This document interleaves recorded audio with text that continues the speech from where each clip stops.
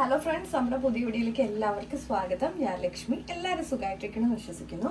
ഞാൻ ഇന്ന് വന്നേക്കുന്നത് കുറച്ച് നമ്മുടെ ഡെയിലി ലൈഫിന് ആവശ്യമുള്ള കുറച്ച് യൂസ്ഫുൾ ടിപ്സുമായിട്ടാണ്. അപ്പോൾ നമുക്ക് വീഡിയോയിലേക്ക് പോകാം.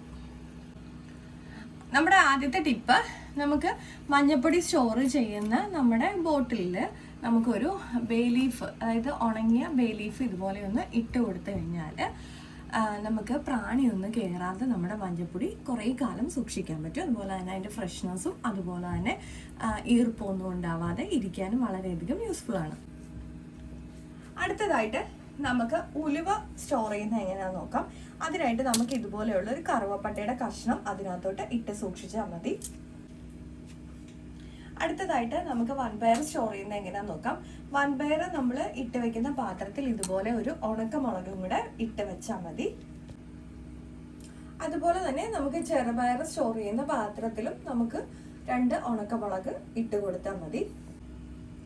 അടുത്തതായിട്ട് നമുക്ക് മുളക് പൊടി സ്റ്റോർ ചെയ്യുന്ന നമ്മുടെ ബോട്ടിലോട്ട് കുറച്ച് ഉപ്പൊന്ന് ഇട്ട് കൊടുത്തതിന് ശേഷം നന്നായിട്ടൊന്ന് ഇളക്കി യോജിപ്പിച്ച് വെച്ച് കഴിഞ്ഞാൽ നമ്മുടെ മുളക് പൊടി നല്ല ഫ്രഷ് ആയിട്ട് സൂക്ഷിക്കാൻ പറ്റും.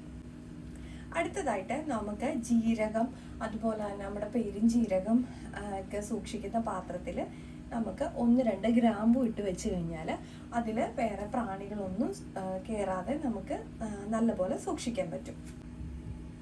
നമുക്ക് പഞ്ചസാര കട്ട പിടിക്കാതിരിക്കാനും അതുപോലെ തന്നെ ഉറുമ്പൊന്നും കയറാതിരിക്കാൻ വേണ്ടിയിട്ട് 2 ഗ്രാമ്പു ഇട്ട് സൂക്ഷിച്ചാൽ മതി.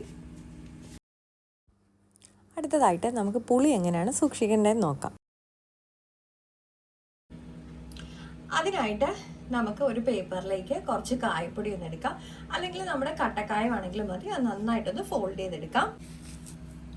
നമുക്ക് എന്നിട്ട് നമ്മുടെ പുളിയുടെ പാത്രത്തിലേക്ക് വെച്ച് കൊടുക്കാം.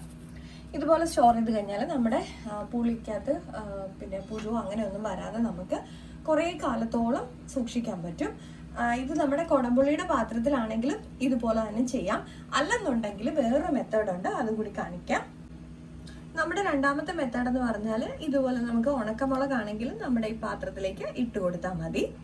അതും നമ്മുടെ കുടംപുളിയുടെ പാത്രത്തിലാണെങ്കിലും ഒന്നെങ്കിൽ നമുക്ക് കായം വെച്ച് കൊടുക്കാം, അല്ലെങ്കിൽ നമ്മുടെ ഉണക്കമുളക് വേണമെന്നുണ്ടെങ്കിലും ഇട്ട് കൊടുക്കാം. നമ്മുടെ അടുത്ത ടിപ്പ്, നമുക്ക് അരിപ്പൊടി, അതുപോലെ തന്നെ നമ്മുടെ പുട്ടുപൊടി, ഗോതമ്പ് പൊടി, മൈദ അതുപോലെയൊക്കെ ഉള്ളതിനകത്ത് പ്രാണി കയറാതിരിക്കാനുള്ള ഒരു കുഞ്ഞു ടിപ്പാണ്. ഇതുപോലെ ഒരു കറുവപ്പട്ടയുടെ കഷ്ണം അതിൽ ഇട്ട് സൂക്ഷിച്ചു കഴിഞ്ഞാൽ നമുക്ക് ഇതിൽ പ്രാണിയൊന്നും കയറാതെ സൂക്ഷിക്കാൻ പറ്റും. അല്ലെങ്കിൽ നമുക്ക് ബേ ലീഫ് ഇട്ട് കൊടുത്താലും മതി. ഉണങ്ങിയതായിരിക്കണം എന്ന് മാത്രമേ ഉള്ളൂ. ഇനി അടുത്തതായിട്ട് നമുക്ക് അരി വെച്ചേക്കുന്ന പാത്രത്തിൽ സ്റ്റോർ ചെയ്യാനുള്ള മെത്തേഡാണ്. നമുക്ക് ഇതുപോലെ ഉണങ്ങിയ നമ്മുടെ ബേ ലീഫ് ഇട്ട് കൊടുക്കാം. അതുപോലെ തന്നെ നമുക്ക് അരി സ്റ്റോർ ചെയ്യുന്നതിനകത്തോട്ട് നമുക്ക് ഒരു ടിഷ്യൂ പേപ്പറിലേക്ക് അല്ലെങ്കിൽ ഒരു ചെറിയ പേപ്പർ എടുത്തിട്ട് കുറച്ച് കായപ്പൊടിയോ അല്ലെങ്കിൽ കട്ടക്കായോ ഒന്ന് എടുക്കാം. അതിനുശേഷം ഇത് നമുക്ക് നന്നായിട്ടൊന്ന് പൊതിഞ്ഞെടുക്കണം. അതായത് അഴിഞ്ഞു പോകാത്ത രീതിക്ക് നമുക്ക് നന്നായിട്ടൊന്ന് പൊതിഞ്ഞെടുക്കണം. നമുക്ക് വിചാരിക്കുന്നു.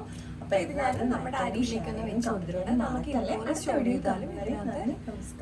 ചാഴിയൊന്നും കയറാതെ ഇരിക്കും.